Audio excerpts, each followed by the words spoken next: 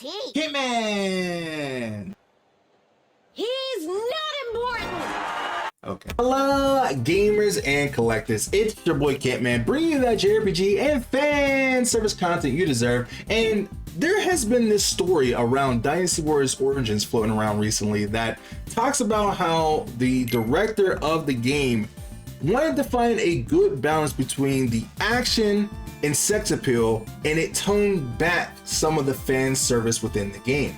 Now, as a person that talks about fan service all the time, as well as someone that plays Dynasty Warriors and has been playing Dynasty Warriors Origins, I still need to beat it, but I have been playing the game. One of the things that has come out is saying that the director really toned back the sex appeal that was in Dynasty Warriors Origins, and that they were focusing more on the structure of the gameplay and trying to be more accurate to the lore in the world of Dynasty Warriors Origins. And with doing that, it didn't have a lot of room for too much fan service within the game. This is not the first time Koei Tecmo has gone in this direction. They've done it with Dead or Alive 6, which definitely did not end well for them. But for Dynasty Warriors Origins, it kind of did end up well for them, because the game ended up selling pretty well regardless, with them toning back down the fan service. And why is that? Well, there's an article that we can read first, so let's check that out first before I give you my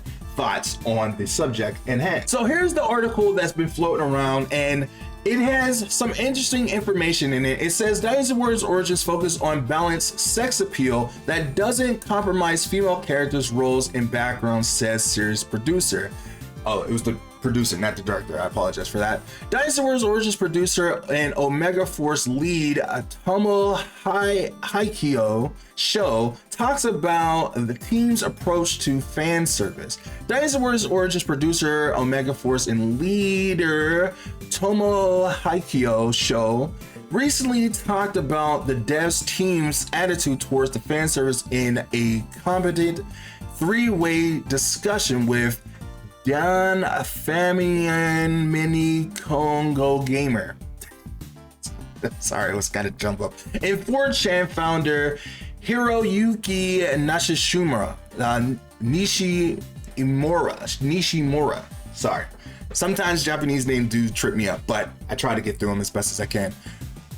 While Origins features less fan service compared to some past entries in terms of sexuality, female characters, designs, and jiggle figures, and the like, there are no direct intent on toning down the sexiness per se. Rather, show explains as the team focuses on refining the game's tone, things that didn't fit into the concept naturally got filtered out. When it comes to portraying characters, their personalities and dialogue, we aimed for a serious and straight-laced approach. We wanted to bring out the full appeal of the Romance of the Three Kingdoms and create a story that felt immersive.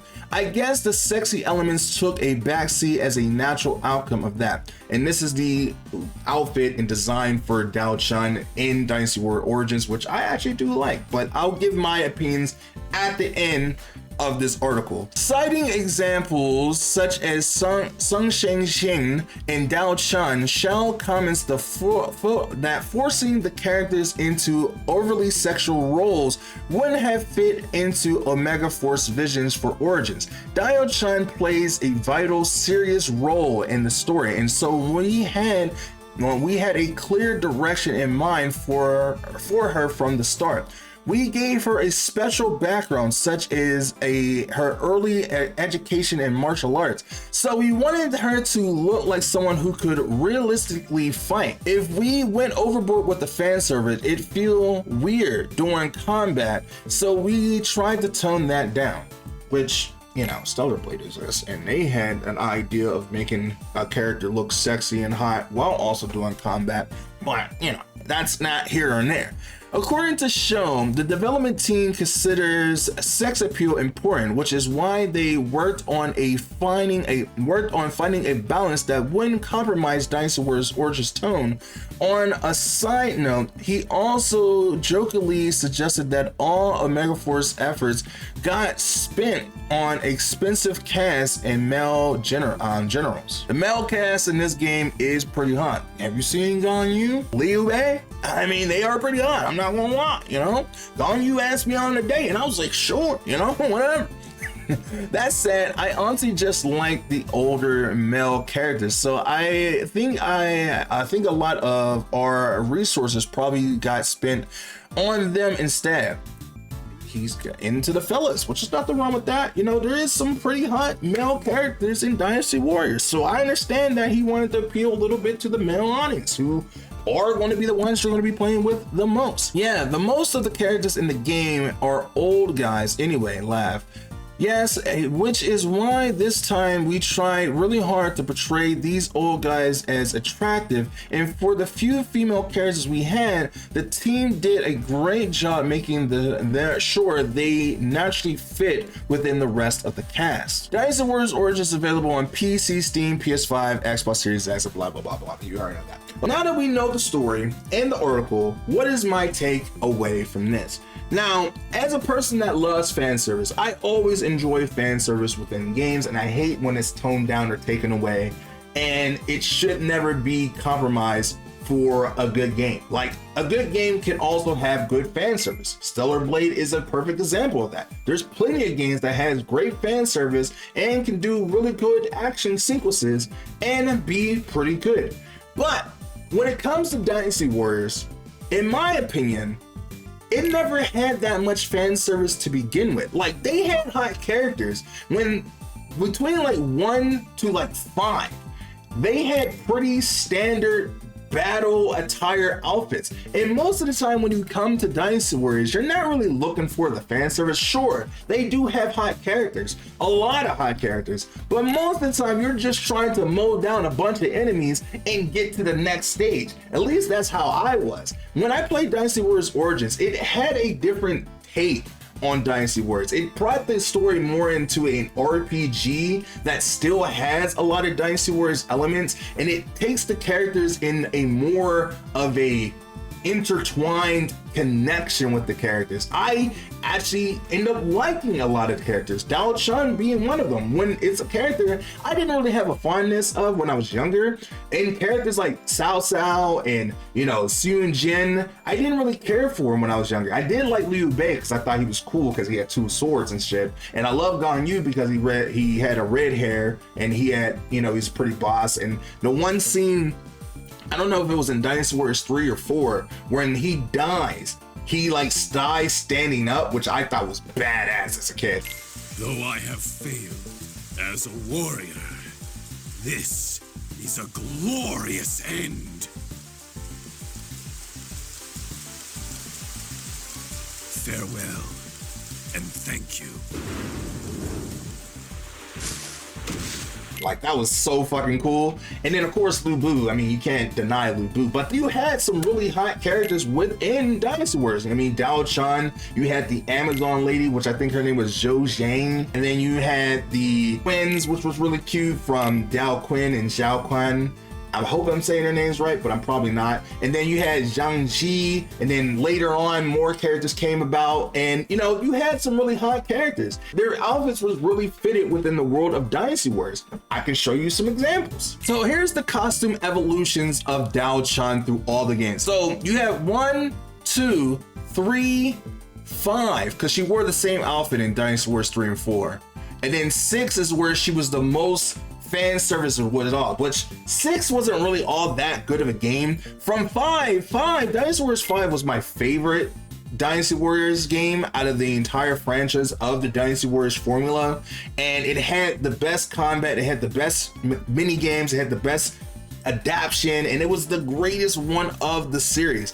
And then 6 came along and kind of like changed a lot of things. It really boosted the stories in a different way. I mean, it was the same stories, but a lot of the characters' outfits was a lot different, and it was like way, I wouldn't say way fan service because you can never have too much fan service, but I feels like my type of fan service is the ones that you can enjoy some fan service, but also enjoy the story that comes behind the fan service, if you know what I mean. Of course, I also love, you know, just looking at some titties and thighs and ass or whatever. But at the same time, I like fan service to have like a little bit of a meaning behind it, you know?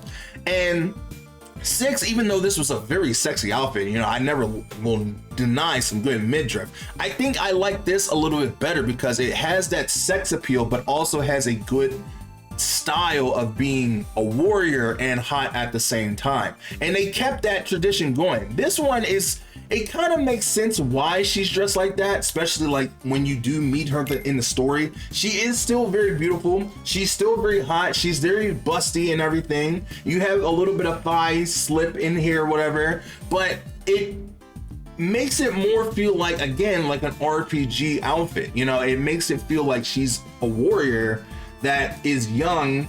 And I'm sure once the other games come back, she will dress up in these different outfits again. But as you are kind of learning about her, it makes sense that she would have more of a, you know, not super flashy attire because she's kind of on the run when you meet her. Or another example, here is Xiao Xingxing and all of her appearances, and she never really had any super flashy fan service outfits, except for when it came to this. I guess you can call this the most fan servicey outfit, but overall she always had more of a like tomboyish kind of look to her, which is hot in its own right. You know, you do have a little bit of a midriff here and stuff. So when it comes down to most of the characters in Dynasty Warriors, there's never been that much fan service. There's only such a little fan service. So the direction for Dynasty Warriors Origins makes sense. I enjoyed everything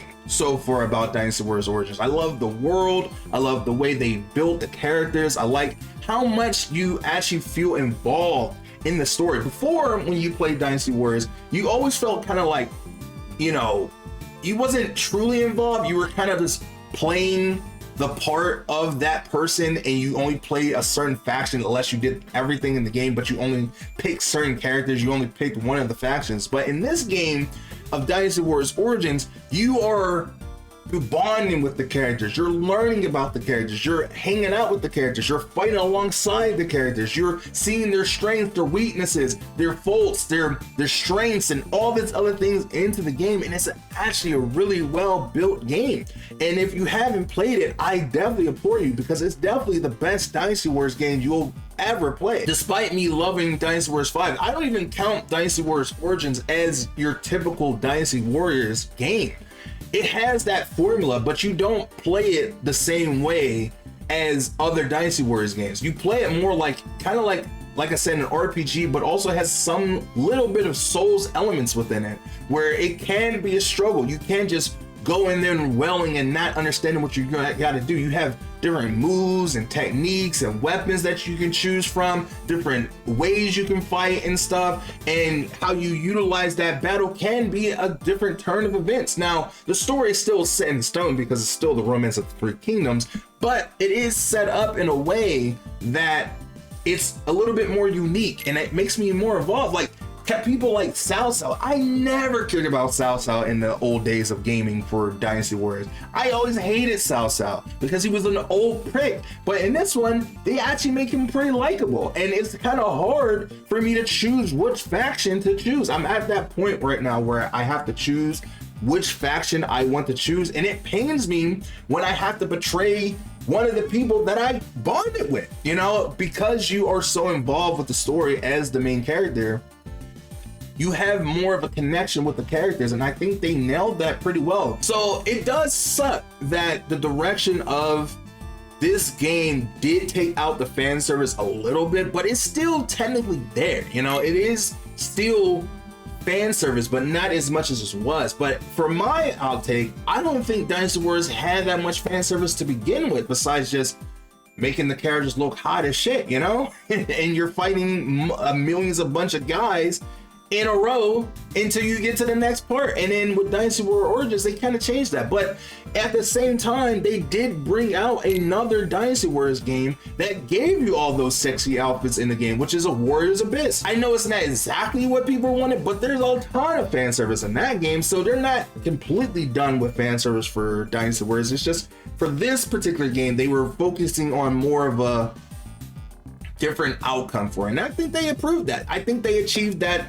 notion that they were trying to achieve, and I think they did do a good job of balancing both the sex appeal while also appealing to the grander story that they were trying to tell, which I still need to beat. Maybe that's just me, but let me know how you guys feel down in the comments down below. Do you hate it? Do you not hate it? Do you hate that they did take out some of the fan service? It's not super flashy. Did you play the game? Did you not like the game? Let me know all that in the comments down below, because I would love to know what you guys think in the comments down below. So with that being said, thank you so much for watching. If you guys did enjoy it, if you want to see this link to the article for yourself, I'll leave it in the description down below, and I will see you in the next video. I'm trying to hit 10K by the end of the year, and with your help and support, I can definitely do that. And with that being said, I will see you in the next video next time. Bye me.